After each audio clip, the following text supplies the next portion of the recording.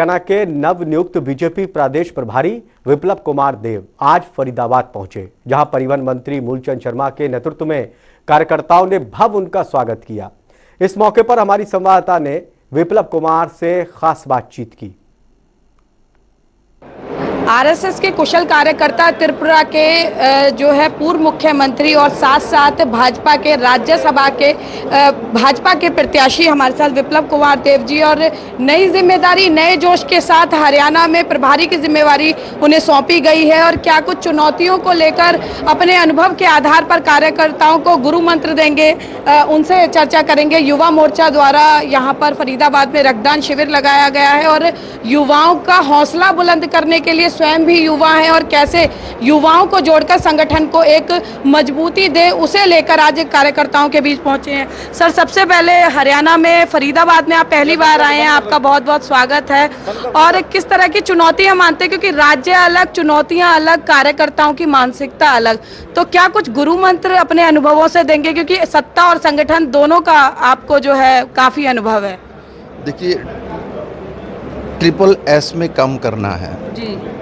Triple S मतलब संवाद, स्वभाव और सदाचार, ये तीन चीज़ भाजपा ने सिखाया संगठन में, और वो भारत के किसी भी प्रांत में उसी 3 एस को लेके काम हम लोग करते हैं। बाकी हर स्टेट के अलग अलग राजनीतिक तस्वीर होती है और भूमि भी अलग अलग होती है, भाषाएं भी अलग अलग होती है, व्यक्ति भी अलग अलग होती है, और उनके बीच काम करना ये भारतीय जनता पार्टी के कार्यकर्ताओं से ज़्यादा कोई नहीं जानता।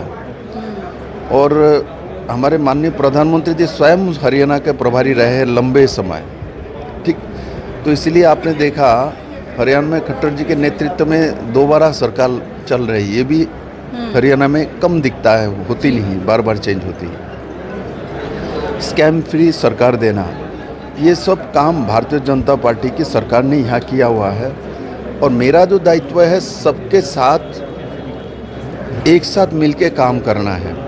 जो पुराने कार्यकर्ता उनको जोड़ना है, जो दायित्व में है उनको बल देना है, और सरकार और दायित्व में रहने वाले जो संगठन के पदाधिकारी है, एमएलए, एमपी और सरकार के मंत्री और सर्वोपरि चीफ मिनिस्टर, इनके बीच जो ब्रिज को तैयार होके रहे हैं, इसको और भी ढंग से मजबूती देना, ये हमारा काम है। मैं उस दिशा में काम करूंगा। सर, कार्यकर्ता विचलित ना हो, क्योंकि आपको अपना भी अनुभव रहा है, जैसे त्रिपुरा में पीछे राजनीतिक हालात रहे, तो ऐसे में ना आप खुद विचलित हुए, ना किसी को विचलित होने दिया, और एक अपने समय में आप कुछ कांग्रेस विधायकों को भी पार्टी के साथ लाए थे। गोवा में हाल में ही भाजपा का दामन कई विधायकों ने सौंपा, तो संगठन को और मजबूत करने के लिए लगता है कि उस दिशा में भी काम किया जाएगा? देखिए, निश्चित संगठन के काम करना ये तो निरंतर है। भारतीय जनता पार्टी है, ऐसा नहीं है जो इलेक्शन आता है तब काम करता है, इलेक्शन के बाद चले जाते हैं, और निरंतर प्रयास है। ये हम लोग जन्म से करते रहते हैं। हमारे विधायक जी बैठे हुए हैं, तो हमको बोल रहा था जो उन्होंने जब मेरा जन्म हुआ उसके आसपास से उन्होंने काम शुरू कर दिया है। तो इसलिए ऐसे ऐसे कार्यकर्ता हमारे पास है, और साथ ही साथ भाजपाओं में जो काम करना और उसका आनंद, हम लोग काम करते समय उसको एंजॉय करते हैं, ठीक, तो इसलिए काम में एक ताजगी रहता है। हर काम को हम नए तरीके से रचना करते हैं। आज देखिए, माननीय प्रधानमंत्री जी का जन्मदिन काल थे 17 तारीख से 2 अक्टूबर 15 दिन हम लोगों ने 19 बिंदुओं का कार्यक्रम ले लिया, और उसी कार्यक्रम के तहत हम ब्लड डोनेशन कर रहे हैं। नहीं तो जन्मदिन मनाते हैं, केक काटते हैं, हर्षोल्लास करते हैं, पार्टी देते हैं, यही ने कल्चर बना के रख दिया था कांग्रेसियों ने। किंतु आज माननीय प्रधानमंत्री जी ने अपना जन्मदिन में क्या कर रहे हैं, अपने जन्मदिन में पूरे देश भर में सेवा भाव के साथ लोगों को मदद करना। आज हमारे युवा मोर्चा के जो भाई लोगों ने जो ब्लड डोनेशन कर रहा है, ये किसी को जीवन दान देगा। तो ये जो सोच, मेरे जन्मदिन के समय लोगों के लिए, हित के लिए काम करना, नहीं तो जन्मदिन होता था हमारे हित में काम करो, हमको गिफ्ट दो, हमको कुछ मिले, हमको सब आके वो आशीर्वाद दे।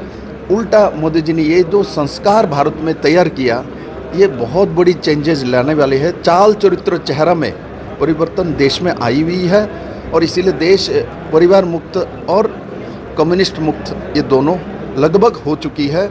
और माननीय प्रधानमंत्री जी के नेतृत्व में हमारे भाजपा का संगठन आदरणीय जेपी नड्डा जी के नेतृत्व में हम लोग शक्ति से काम करेंगे लोगों की। हरियाणा भाजपा सर आपसी सद्भाव के लिए जानी जाती है। आज आप आए हैं, चाहे मुख्यमंत्री के राजनीतिक सलाहकार अजय गौड़ जी की बात करें, जिला अध्यक्ष गोपाल शर्मा जी, विधायक नरेंद्र गुप्ता जी, तमाम लोग जो है एक कंफर्ट जोन में लाने के लिए आपको कार्यकर्ताओं की मानसिकता किस तरह के हरियाणा के कार्यकर्ता हैं लगातार चर्चा कर रहे हैं। लगता है कि जो आगामी चुनावों की चुनौतियां हैं वो दूर होंगी इस आपसी भाजपा के सद्भाव से। सब प्यार से जोड़ना है, धमकी से नहीं जोड़ना, प्यार से जोड़ना है। वो हम लोग करेंगे मिलके।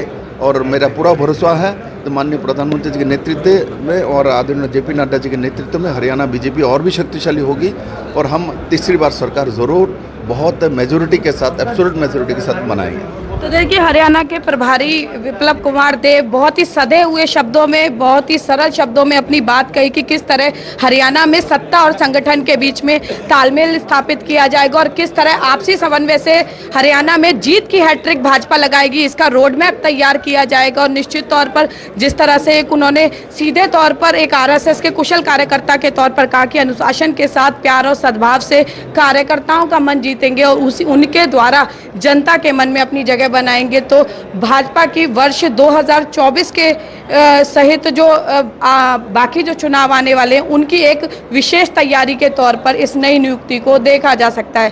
कैमरा पर्सन शिवम के साथ फरीदाबाद से पूजा शर्मा, जनता टीवी। तो हरियाणा बीजेपी के नए प्रभारी नए जोश के साथ कार्यकर्ताओं के बीच जा रहे हैं।